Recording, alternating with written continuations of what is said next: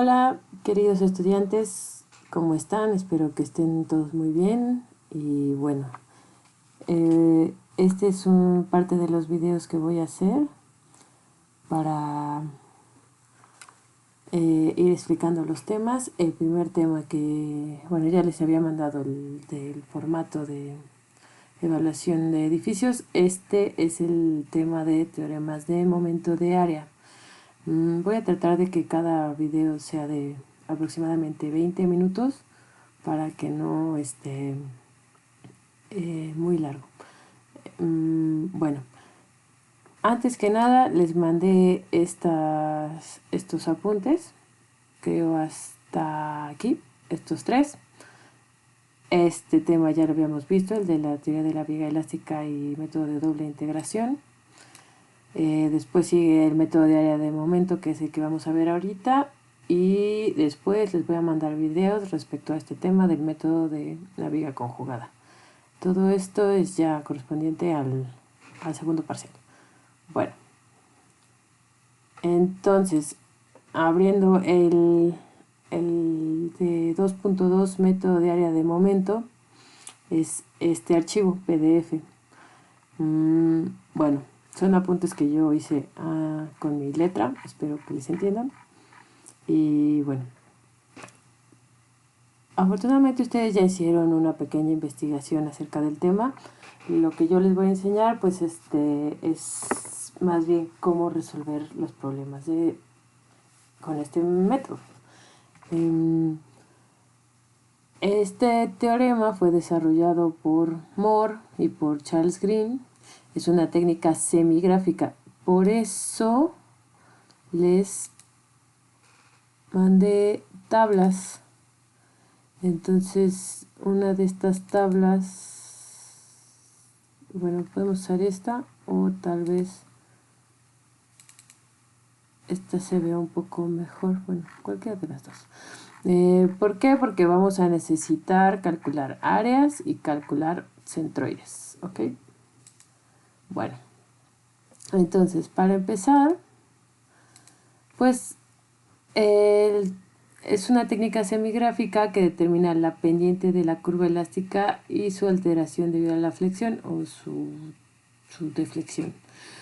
Las ventajas de este método es que para vigas que tienen diferentes, digamos, cargas concentradas o segmentos de diferentes momentos de área, no sé si recuerdan, en el método anterior se tenía que hacer varias integraciones, lo cual producía varias constantes y eran a veces sistemas de más de 4 incógnitas y ecuaciones.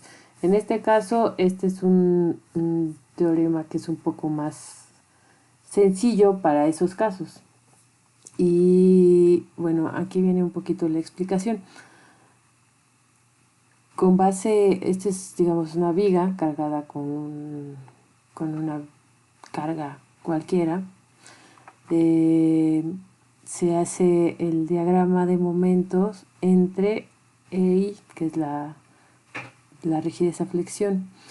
Entonces, lo que dice es que el cambio del diferencial de la pendiente en la pendiente de las tangentes a cada lado del elemento de X es igual al área con sombreado verde bajo el diagrama M entre E y I, o sea, este rectangulito de aquí, ¿no? Del diferencial de un espesor de X. Entonces vamos a tener dos conceptos diferentes. Uno va a ser ángulos, que es diferente de las pendientes. Digamos que la pendiente es un caso específico de un ángulo. Y los otros van a ser desviaciones. Las desviaciones van a ser distancias. ¿Ok? Entonces, ángulos. El área bajo la curva del diagrama de momentos entre E y I desde el punto A hasta el punto B de la curva elástica se define por esto, ¿no? En realidad una integral es un área bajo la curva. Y la curva la especifica la función de momento. Entonces, si se calcula el área bajo la curva de esta función, que se calcularía con una integral definida, nos daría el ángulo que forman ambas tangentes. Si, digamos, en la curva elástica esta sería la tangente correspondiente a este punto y a este punto, y del otro punto B esta sería la posición, y bajamos al diagrama de momentos. Entonces el ángulo que se hace entre ambas rectas tangentes es lo que se define por esta ecuación. Entonces la nomenclatura que se va a ocupar va a ser esta, que es θ, que es un ángulo medido desde la tangente de A hasta la tangente de B. Entonces va a haber como una pequeña subíndice con división, bueno, con una diagonal, por ejemplo. Entonces la letra de abajo es la tangente desde cuál se va a medir el ángulo, y B es la tangente hasta donde llega, ¿no? En este caso, si esta es la tangente de A y esta es la tangente de B, esta es el ángulo que se forma, ¿no? Y este es el sentido que se le va a dar. Aquí hay una pequeña explicación del sentido. Por ejemplo, si el ángulo va digamos, en sentido contrario de las manecillas del reloj, el ángulo es positivo. Si va en sentido de las manecillas del reloj, es negativo.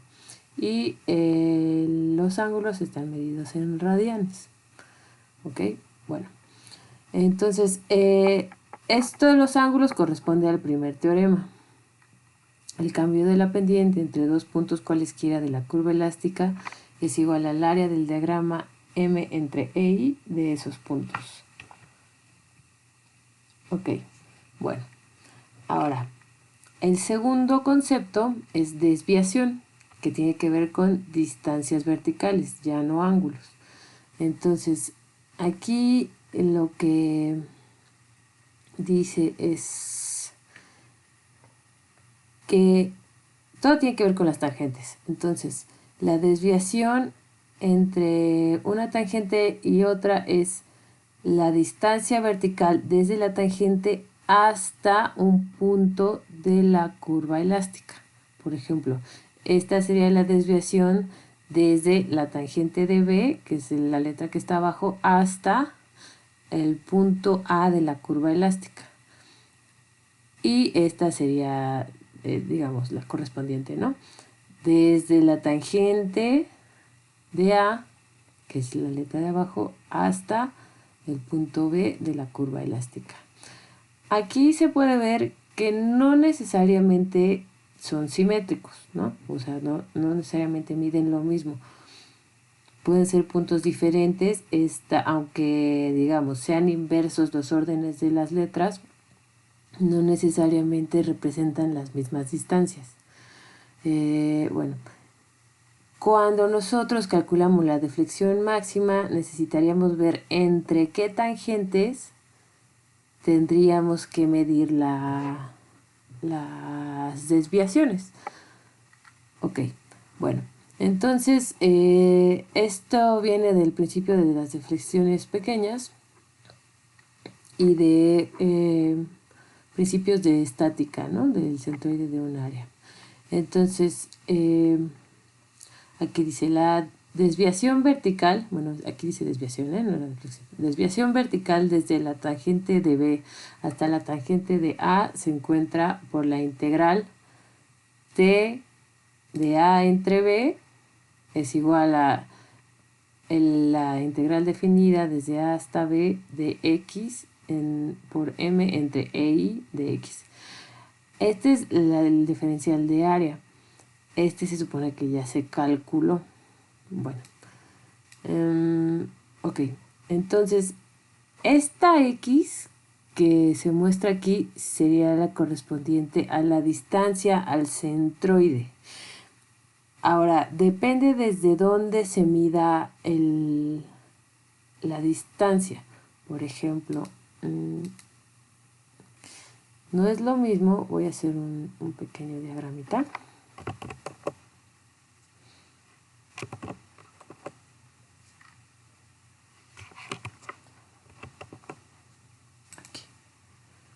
que mira 10.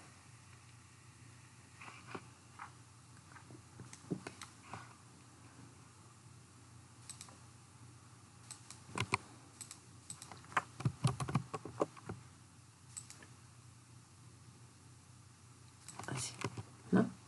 Entonces, supongamos que el centroide de esta figura está, supongamos, por aquí, ¿no?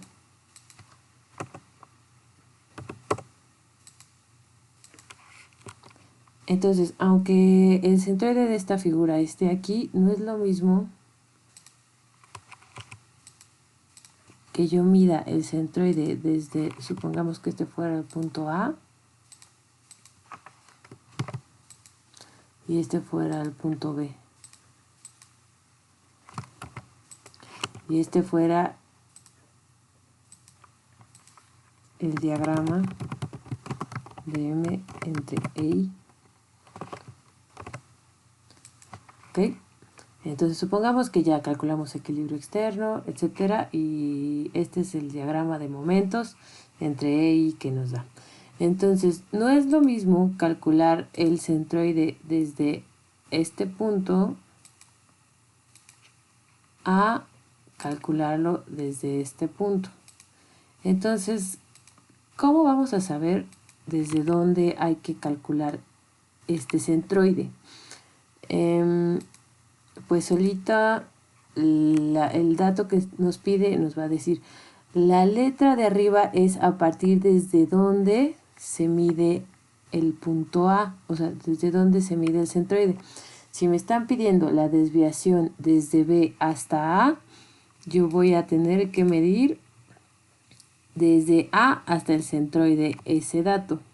Si me pidieran el inverso, si me pidieran,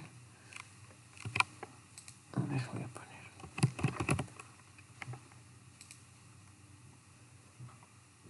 si me pidieran la desviación desde A hasta B, yo tendría que medir el centroide desde B, ¿ok?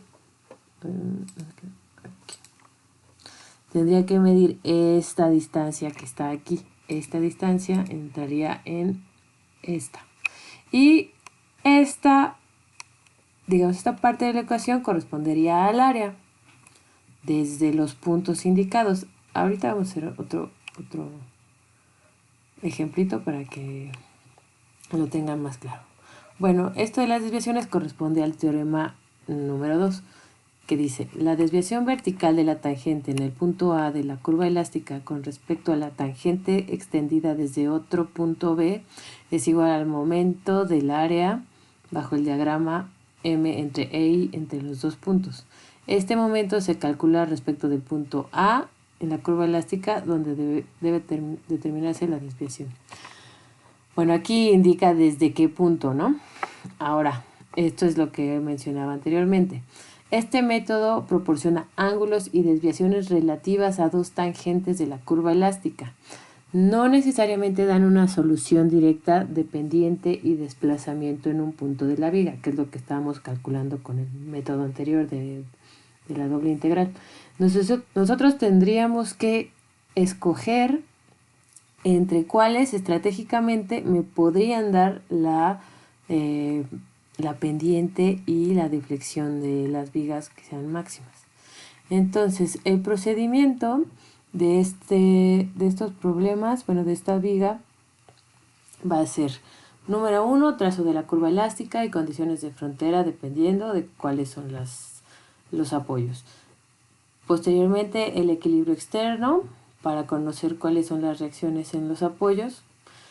Luego, equilibrio interno para calcular las funciones de cortante y funciones de momento. Dibujar diagramas de cortante y ahorita ya empieza a cambiar. Vamos a dibujar el diagrama de momentos entre la sección, entre E y I. En caso de que tuvieran una combinación de cargas, se puede usar el método de superposición, que digamos se suman, ¿no? Posteriormente se trazan las tangentes en los puntos donde la pendiente y la deflexión son conocidos. Luego obtener el área del diagrama de momentos entre E y para conocer el ángulo que se necesite con esta ecuación. Y posteriormente obtener la desviación para calcular, digamos, que se tiene solamente se multiplica por esta distancia, que es la distancia al centroide, dependiendo de dónde se nos pida. Bueno, hasta ahí es la teoría. Vamos a hacer un pequeño dibujito de una viga para que ustedes entiendan primero cuáles son los conceptos de ángulos. Esto también les sirve un poco para aprender a usar algunos comandos en AutoCAD. Espero que les sirva. Bueno, voy a parar este video hasta aquí y el siguiente va a ser del ejemplo que voy a hacer en AutoCAD.